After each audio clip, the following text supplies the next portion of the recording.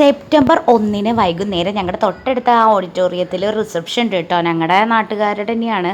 അവരുടെ മകൻ്റെ റിസപ്ഷൻ. ആരോ പക്ഷേ നമ്മുടെ ജോജു ജോർജിൻ്റെ പണി സിനിമയിൽ അഭിനയിച്ചിട്ട് കേട്ടോ ആ ചേച്ചി.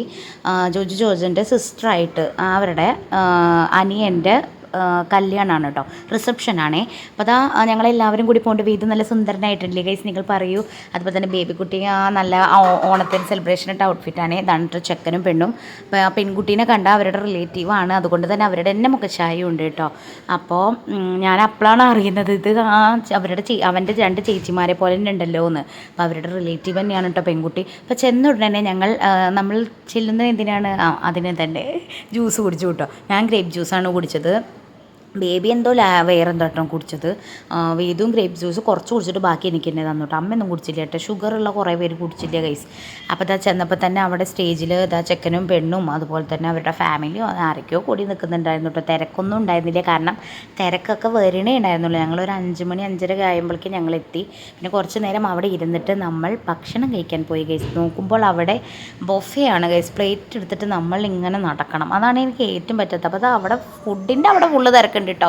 സ്റ്റേജിലാണ് തിരക്കില്ലാത്തത് ഉണ്ടായിരുന്നത്. അപ്പോൾ ഇതാ ഞങ്ങളെല്ലാവരും പ്ലേറ്റൊക്കെ എടുത്തിട്ട് ഇങ്ങനെ നടന്നു കേട്ടോ. നോണും ഉണ്ട്, മറ്റേ വെജും ഉണ്ട് കേട്ടോ. അപ്പോൾ ഇതാ ഞാൻ എടുത്തത് ഈ ഐറ്റംസൊക്കെ കേട്ടോ. പത്തിരി, റൈസ്, ബീഫ്, ചിക്കൻ കൊണ്ടാട്ട, പൊറോട്ട. എന്നിട്ട് അതൊന്നും കഴിച്ചില്ല കേട്ടോ, പൊറോട്ട ഒന്നും കഴിച്ചില്ലേ. അപ്പോൾ ഇതൊക്കെ കഴിച്ചിട്ട് പിന്നെ ഞങ്ങൾ കൈയൊക്കെ കഴുകി പുറത്തേക്ക് ഇറങ്ങിയപ്പോഴാണ് ഇവിടെയൊക്കെ ദോശ, മസാല ദോശ അങ്ങനത്തെ ഐറ്റംസാണ് കേട്ടോ.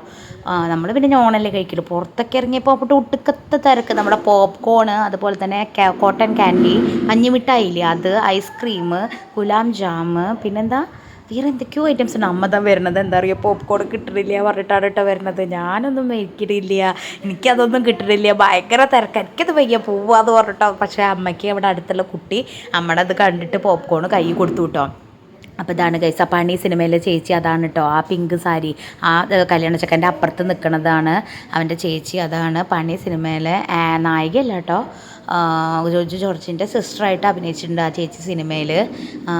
ആ ചേച്ചിയാണ് അത് കേട്ടോ. ഞാൻ കുറേ കാലമൊക്കെ ആയിട്ട് ഈ ചേച്ചിനെ കണ്ടിട്ട്. ഇവിടെ ഒന്നും അല്ല, ലങ്കാലക്ഷ്മി എന്നൊക്കെയാണ് കേട്ടോ പേരിപ്പോൾ മാറ്റിയിരിക്കുന്നത്. ശരിക്കുള്ള പേര് അതല്ല, പക്ഷെ അവർ ഫിലിമിന് ഇതായിട്ടാണ് തോന്നുന്നുണ്ട്. ഇൻസ്റ്റയിലൊക്കെ ലങ്കാലക്ഷ്മി എന്നാണേ. അപ്പോൾ അതൊക്കെ കഴിഞ്ഞു. പിന്നെ അതൊക്കെ കഴിഞ്ഞ് ഞങ്ങൾ അവിടുന്ന് ഭക്ഷണമൊക്കെ കഴിച്ചു, എല്ലാം കഴിച്ചിട്ട് ഞങ്ങളിത് അവിടുന്ന് ഇറങ്ങി കേട്ടോ. കാരണം തൊട്ടടുത്ത് തന്നെ അല്ല, അധികം തിരക്കൊന്നും ആയിട്ടില്ല. നേരത്തെ തന്നെ ഫുഡ് കഴിച്ചിട്ട് പിന്നെ ഞങ്ങൾ പോയി. രാജപ്രസ്ഥം കൺവെൻഷൻ സെൻറ്റർ ആണ് കേട്ടോ.